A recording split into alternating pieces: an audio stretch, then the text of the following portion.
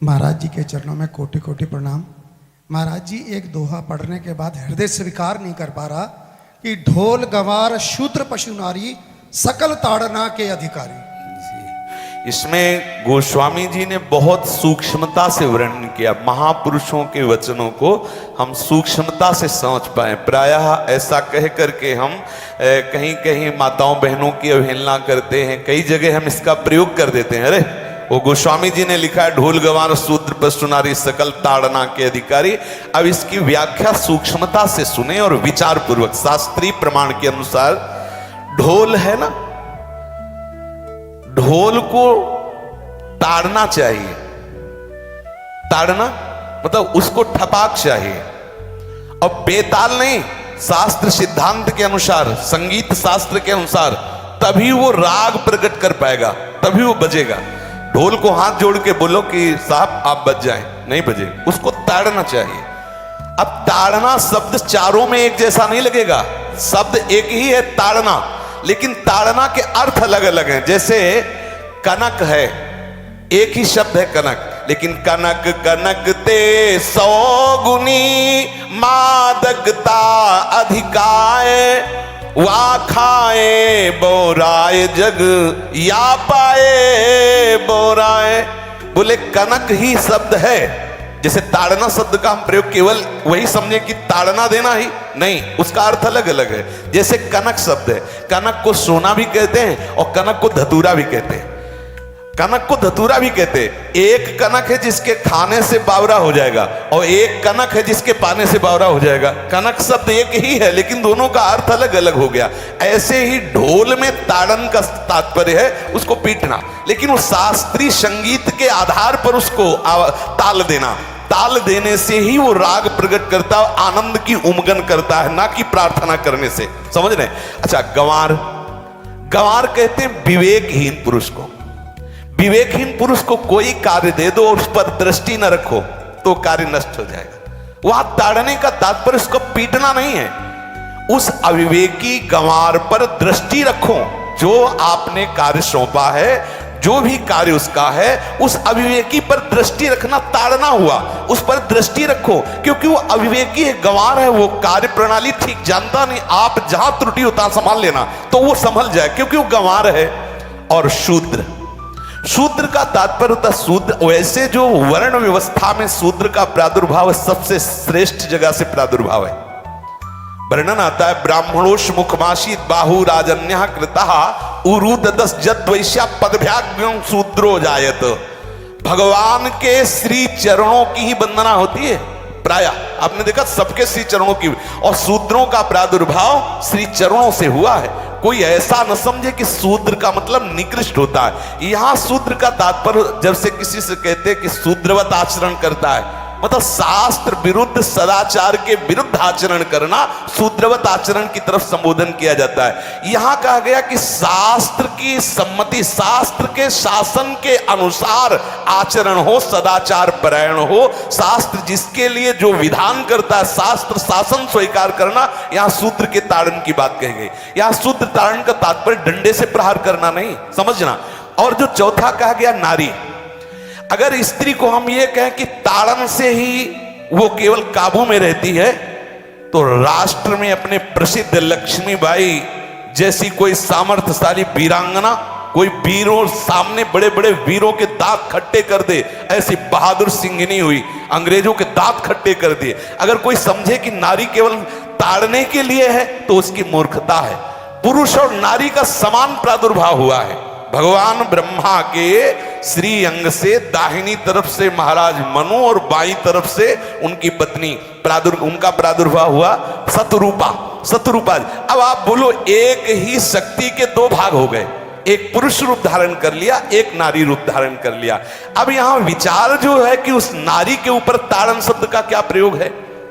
जैसे आप मार्ग में चले जा रहे हैं और आपने दृष्टि चूक कर दी और नारी आपकी स्त्री पीछे चल रही, तो कोई हमला कर सकता है, क्योंकि वो रत्न है। 14 रत्नों में एक रत्न स्त्री रत्न भी है। स्त्री को रत्न कहा गया है।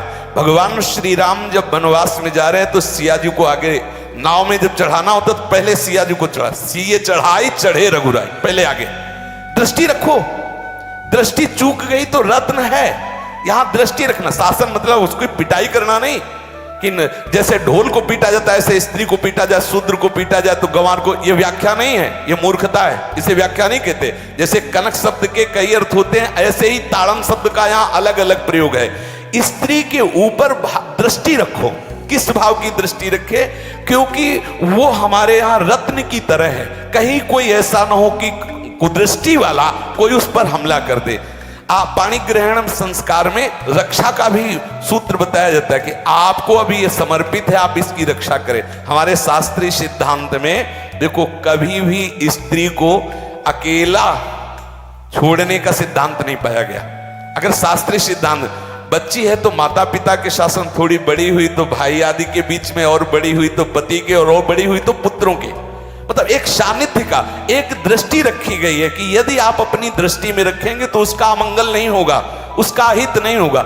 ये जो जैसे मानो कोई सी स्त्री को अकेला कोई पा गया और कुमार्गामी वृत्ति वाला हुआ, तो आज जो घटनाएं सुनने को मिलती हैं, अगर हमारी दृष्टि हो उस पर तो ऐसा नहीं हो सकता। और दूसरी बात यह है कि स्त्री को बुद्धि स्वरूपा भी माना गया। भगवान से भीष्म जी कहते हैं, मैंने अपनी कुंवारी कन्या बुद्धि को, हमारी कुंवारी कन्या है बुद्धि, सदैव सुरक्षित रखा है, आज आपके चरणों में समर्पित करते हैं। तो शास्त्र शासन के द्वारा बुद्धि को सदैव अपने अधीन रखो, कहीं बुद्धि कुमार्गामी ना हो जाए। यहां स्त्री के ताड़न का केवल एक सूत्र है कि आप उस पर दृष्टि बनाए रखें, कहीं स्त्री रत्न कहीं अपवित्र ना हो जाए, कहीं दूसरे का किसी तरह से कुमार्गामी लोगों का ऐसा कोई बर्ताव ना हो जाए, इसलिए सावधान। वहां उसको पीटने का शब्द नहीं है कि ढोल गवार शूद्र पशु नारी सकल ताड़ना के अधिकारी। ताड़ना का तात्पर्य वहां पीटना नहीं तो विद्वता में देखो तो एक से एक, साधुता में देखो तो एक से एक, वीरांगना देखो एक से एक, ऐसा नहीं कह सकते, क्योंकि जो सामर्थ्य पुरुष में वही सामर्थ्य भगवान ने स्त्री में भी दी, क्योंकि भगवान के ही दो रूप हैं, एक स्त्री और एक पुरुष, समझ रहे ना। तो इसमें एक ताड़न शब्द का कई अर्थ होता है। भगवान की साक्षात शक्ति स्त्री है। अगर कोई इस भाव से देखे कि स्त्री तो केवल ताड़ना मतलब केवल गाली दे के बात करना, ऐसा नहीं। जिस घर में स्त्री का अपमान होता है उस घर का नाश हो जाता है, निश्चित हो जाता है। आप देखिए, रावण का सत्यानाश हो गया जगदम्बा सीता के प्रति, दुर्योधन का सत्यानाश हो गया द्रौपदी के प्रति। जहां स्त्री का अपमान हो जाए, अगर कोई ये समझे कि स्त्री केवल मतलब जैसा हम चाहे वैसा व्यवहार करे, तो अगर नाश ना हो जाए तो हमें बता देना, क्योंकि भगवान की वो शक्ति है। अगर उसे तुम सोचो कि हम ताड़न करें, जैसे ढोल को ताड़न करें ऐसे ताड़न करें, तो तुम्हारा नाश हो जाएगा। बिल्कुल सच्ची बात समझ लीजिए। केवल वहां दृष्टि रखने की बात कही गई है, आपका अधिकार है, आप उसकी सुरक्षा व्यवस्था में रहें। और एक वृत्ति होती है, अगर शासन ना हो तो हमारी बुद्धि भ्रष्ट हो जाए, हमारी बुद्धि भ्रष्ट हो जाए, आपकी बुद्धि भ्रष्ट हो जाए। भगवान का भय, शास्त्र का भय, लोक मर्यादा का भय, ये हमको सुरक्षित रखता है। इसलिए दृष्टि रखने की आवश्यकता है कि वो पवित्र रहे, वो सुरक्षित रहे, ना कि उसको पीटने के लिए यहां संबोधन किया गया गोस्वामी तुलसीदास जी ने। तो इसलिए सावधानी पूर्वक अपनी वृत्ति को पावन रखते हुए महापुरुषों के वचनों को समझने की चेष्टा की जाए। गोस्वामी जी ने जो यहाँ कहा, ढोल गवार शूद्र पशु नारी सकल ताड़ना के अधिकारी, तो ताड़ना का अलग अर्थ है, अलग अलग। जैसे ढोल में ताड़ना, तो वैसे ही सब जगह नहीं ताड़ना लगेगी। आप देखो, पशु जो है, चालक जो घुड़सवार होता है उसको ताड़ना एड़ी से देता है। अब चालक जो होता है घुड़सवार एड़ी से, किसान जो होता है वो बैल को बोलता है दाहिने, जैसे हल जोतने होता है बाएं, वो भाषा समझता है, बाएं मुड़ जाए, और नहीं मुड़ता तो पीछे अरई है एक छड़ी, उससे वो इशारा देता है, वो समझ जाता है। पशु को अपने इशारे से चला लेते। अब उससे कहे, खड़ा होकर हाथ जोड़ के कहे कि भैया बैल देवता अब थोड़ा दाहिने मुड़ जाओ, तो नहीं मुड़ेगा। जब लगाम पकड़ी और थोड़ा ताड़न किया और बोले दाएं, तो फौरन दाहिने मुड़ गया। आप देखो, जो बैलगाड़ी चलाते हैं, घोड़ा गाड़ी चलाते हैं, ऊंट चलाते हैं, तो पशु शासन के द्वारा उसको इशारे से किधर चलना है उसको इशारा बता दो। अलग अलग जगह इस ताड़न शब्द का अर्थ प्रयोग किया गया है।